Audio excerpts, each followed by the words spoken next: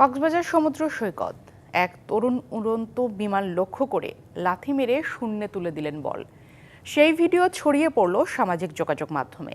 এ নিয়ে বিমানবন্দর কর্তৃপক্ষ সহ সংশ্লিষ্টরা বলছেন, ছড়িয়ে পড়া ভিডিও চিত্রটি মোবাইলে ধারণের কারসাজিতে মানুষের মাঝে বিভ্রান্তি ছড়িয়েছে। সৈকতে যে স্থানে ভিডিও ধারণ করা হয়েছে তাতে কোনো পেশাদার ফুটবলারের পক্ষেও লাথি মেরে উড়ন্ত বিমান স্পর্শ করা সম্ভব নয়। কক্সবাজার সৈকতের সিগাল পয়েন্ট। শুক্রবার এখানেই ঘটেছে নেট জগতে আলোড়ন তোলা ঘটনাটি। উড়ন্ত বিমানকে লক্ষ্য করে পর্যটকের লাথিতে ফুটবল মারার 14 সেকেন্ডের ভিডিও নিয়ে চলছে নানা কথা, বিচার, বিশ্লেষণ।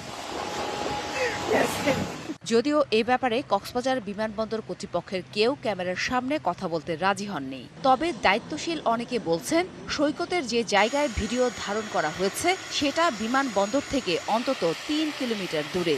তাই কোনোভাবেই লাথি মেরে উপরে ওঠা ফুটবল বিমান স্পর্শ করা সম্ভব নয়। 1000 ফুট উপর দিয়েই যায়, তাই একটা এই ফুটবল নিচ থেকে দিয়ে 1000 ফুট তোলা, এটা কি আদৌ সম্ভব? এটা আমারও প্রশ্ন। পৃথিবীর যে প্রান্তেরই পেশাদার ফুটবলারই হোক না কেন, কারো পক্ষে 200 থেকে 250 ফুটের বেশি উঁচুতে লাথি দিয়ে ফুটবল উপরে তোলা সম্ভব নয়। যদি উপরে এয়ারে শট মারে 200 ফিট মতো সে নিতে পারবে হয়তো, যদি একদম ভালো শুটার হয়। এর উপরে আমার মনে হয় এয়ারে নেওয়া সম্ভব হবে না। তবে কক্সবাজার সমুদ্র সৈকত এলাকার শৃঙ্খলা নিয়ে প্রশ্ন তুলেছেন অনেকে। ফুটবল নিয়ে আলোচনা হবে কেন? এই গুডি নিয়ে আলোচনা হবে কেন? এই লেজার রাইড নিয়ে আলোচনা হবে কেন? একটা আলোচনায় হওয়া উচিত, সেটা হচ্ছে যে আমাদের কক্সবাজার আন্তর্জাতিক বিমানবন্দর এটা বিশ্বমানের, এটা নিরাপত্তা সুনিশ্চিত, এটার জন্য কারো কোনো নিরাপত্তাহীনতা ভোগার কোনো সম্ভাবনা নেই, সেই প্রস্তুতিটাই গ্রহণ করা উচিত।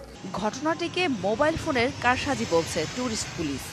কারো পক্ষে ফুটবল চুরি মেরে বিমানের আশেপাশে নিয়ে যাওয়া ওইটা প্রায় অসম্ভব। আমাদের আইটি শাখা ওই বিষয়টি বিশ্লেষণ করতেছে।